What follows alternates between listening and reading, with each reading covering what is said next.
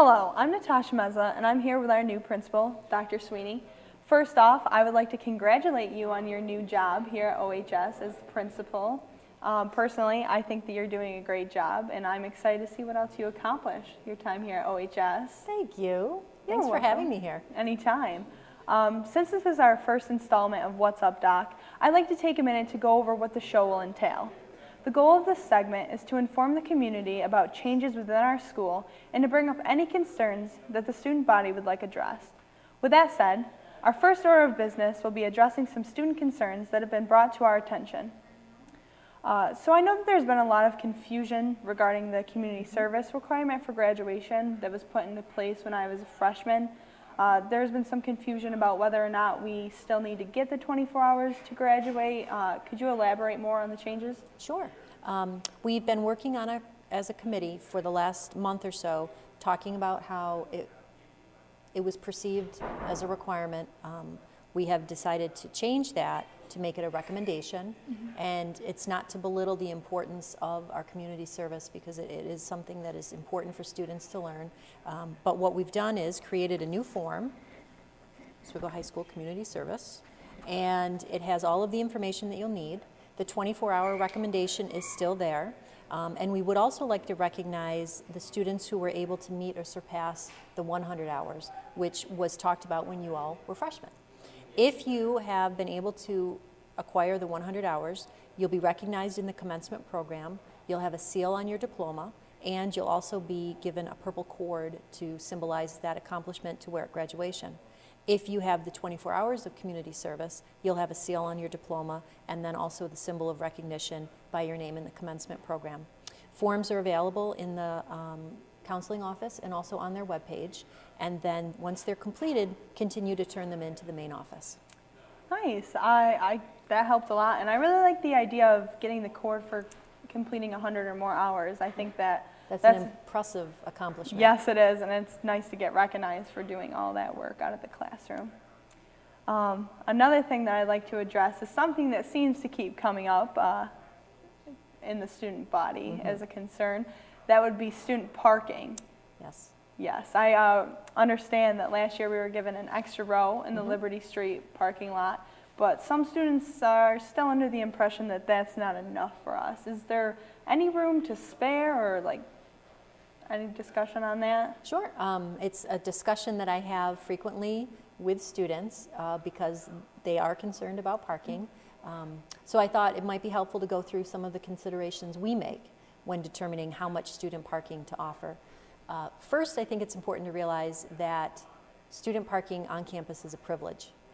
We have a very limited amount of space because we are in the city and we share our campus with Layton Elementary School. So we have to make sure that we do have space for our faculty and staff, the employees of the school district, and also parents, guardians, community members, people who come to our school for meetings. They have to have the visitor spots open. But we did offer an extra row last year for student parking, and this summer we outlined them in a different color paint so that it was really clear to students where they could park versus where the faculty and staff and employee parking was. I think it's important to realize that as the weather is getting colder, sooner or later we have snow coming. Yeah. And when we have the snow that needs to be removed in the parking lot, it ends up being pushed to the back along the block wall. And when that happens, sometimes we lose 2 or 3 spots per row. So unfortunately, I don't really picture us offering more student parking in the near future. I did have a student mention to me yesterday that they were gathering data for me in the form of photographs of the parking lot every day to let me know how many open spots there were. And I pointed out to him that while I am a data lover, can't wait to discuss the data with him, it's important to realize that some people carpool on certain days, so it might seem that there are days when there are more open spots than others, but then some days people have meetings, so they drive separately. And also, you don't always realize as high school students that people come and go throughout the day, and we have several shifts of work here. Some people arrive early, like the teachers and some of the other staff members at 6 or 6:30 a.m. Some people arrive mid-morning, some people arrive mid-afternoon. So it could be that you are looking at the parking lot and thinking, boy, there's so many open spots, students could park out here. but you might not realize that people are either on their way here or they've just left, and when they come back, they need a spot to park as well. Well, I definitely did not know that much. I'm sure that'll help everybody out with that concern.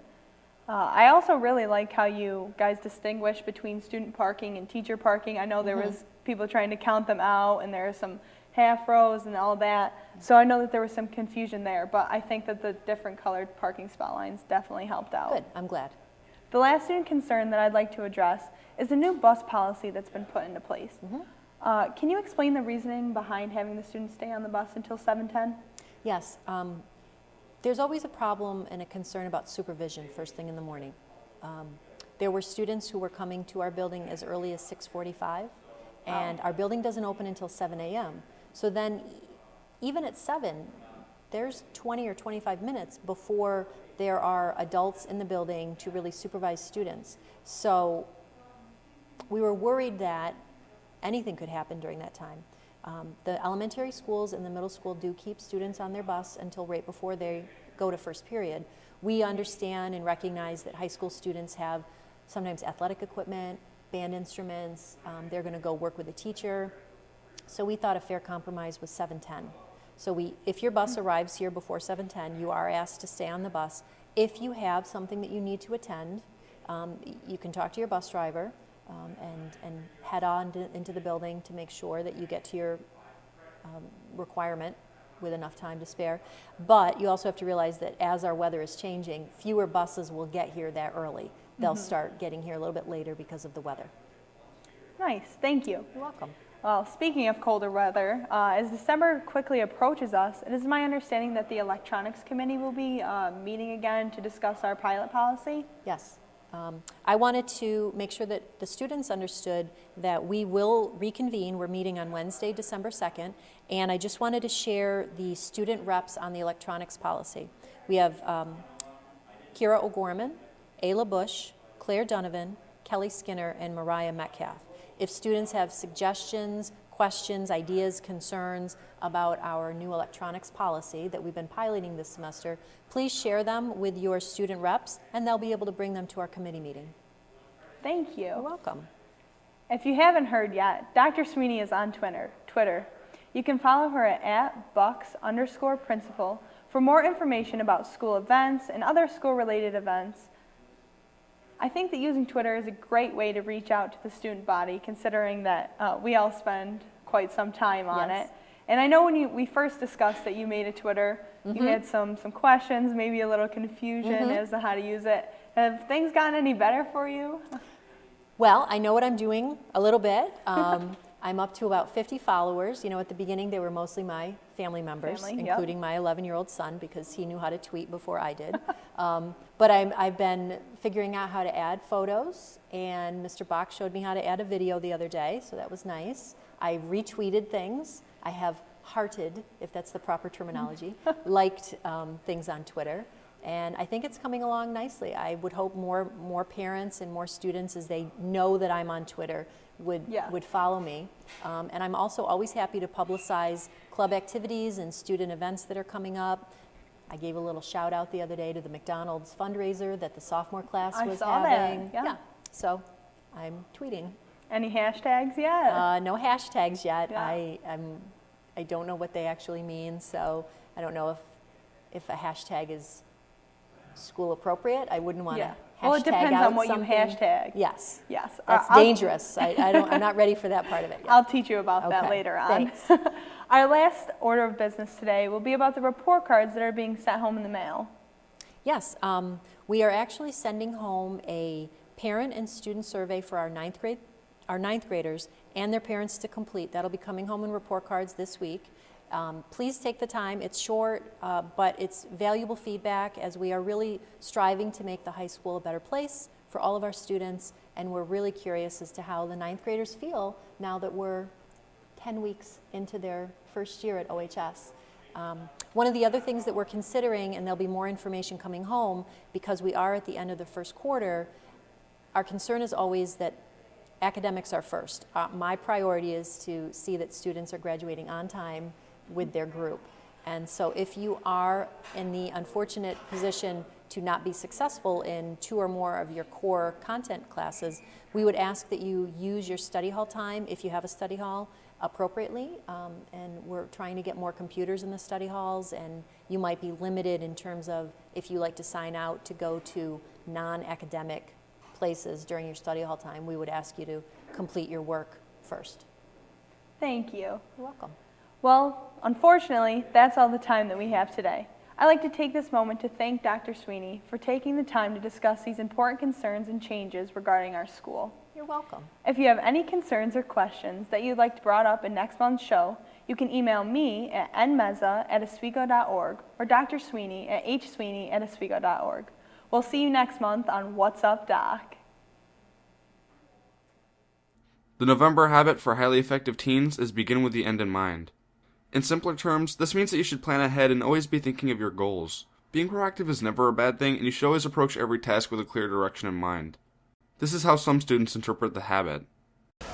My interpretation of the start with the ends in mind statement would be when starting a project or joining a club or anything like that, have an idea of what you want to do when you begin. Just to have a plan, to make sure everything's all thought out, so when you're going into it, there's no confusion and you're able to complete everything on tasks and you won't fall behind or anything like that.